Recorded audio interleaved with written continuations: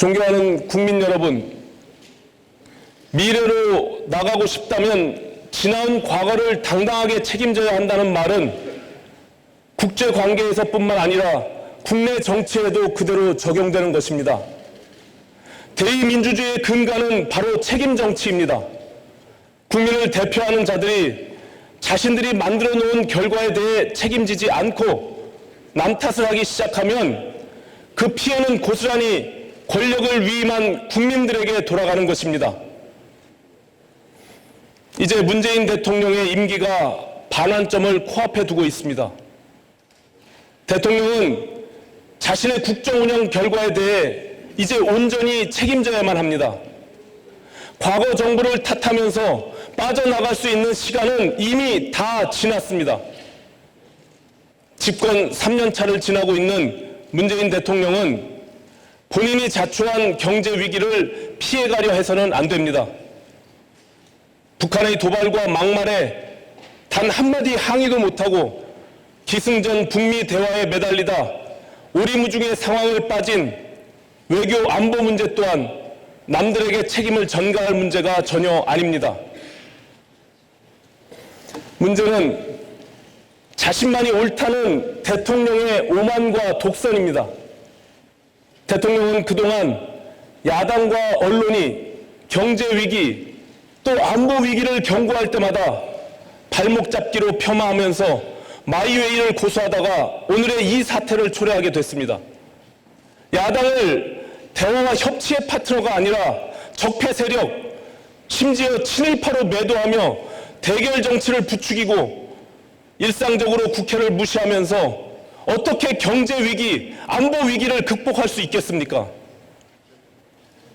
문재인 대통령이 자신의 정부를 두고 촛불 혁명으로 탄생한 정부라고 자화자찬하는 것은 자유입니다.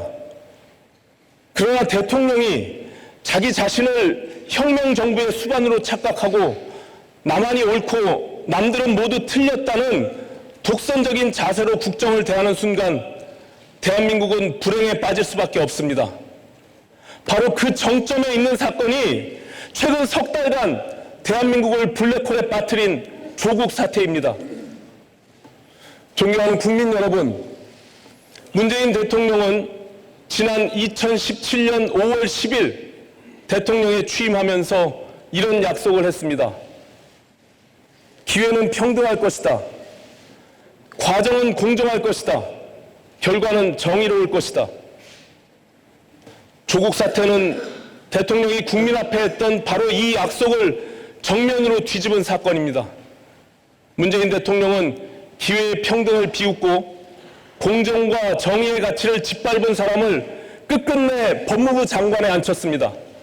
그리고 온갖 수단과 방법을 동원해서 검찰을 겁박하고 수사를 방해하며 범죄 피의자를 비호했습니다. 대통령 자신이 약속한 평등, 공정, 정의의 원칙을 스스로 무너뜨린 것입니다. 그래서 국민들은 큰 충격을 받았고 청년들은 회복하기 힘든 좌절에 빠졌습니다. 문재인 대통령은 국민 앞에 사죄해야 합니다. 청와대 참모들 앞에서 갈등을 야기해 송구스럽다는 애매모호하기 짝이 없는 표현으로 책임을 회피할 생각을 하지 말고 국민 앞에 정식으로 사죄해야 합니다.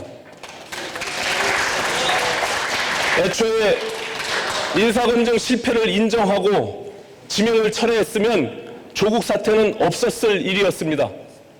뒤늦게 잘못된 인사였음을 알게 됐다면 당사자에게 책임을 지게 하고 임명을 포기하는 것으로 그 사태를 마무리 지을 수도 있었습니다. 그러나 문재인 대통령은 헌정사상 유례가 없는 셀프 청문회로 삼권 분립 원칙을 무너뜨리고 절반이 넘는 국민이 반대하는 사람을 기어코 법무부 장관에 임명해서 국민의 자존심을 짓밟고 국회를 능멸했습니다. 검찰을 압박하고 여론을 호도했습니다. 둘도 나뉘어 갈기갈기 찢겨나간 국민의 마음을 두고 국론 분열이 아니라 직접 민주주의의 표출이라며 국민을 기만했습니다. 그래놓고 이제 와서 송구스럽다는 말로 얼렁뚱땅 넘어가려 하는 것은 비겁한 처신입니다. 뿐만 아니라 공정의 가치, 언론의 성찰, 검찰개혁 운운하며 국민 분열의 책임을 남들에게 떠넘기는 어처구니 없는 행태는 결코 용서받을 수 없는 배임 행위입니다. 지나온 과거를 책임지지 않는 자는 미래를 이야기할 자격이 없다. 이 얘기는 문재인 대통령에게도 해당되는 얘기입니다. 공정과 정의의 가치를 땅에 떨어뜨리고 온 나라를 두 동강을 낸 국민 분열 행위에 대해 문재인 대통령은 반성하고 사죄하기 바랍니다.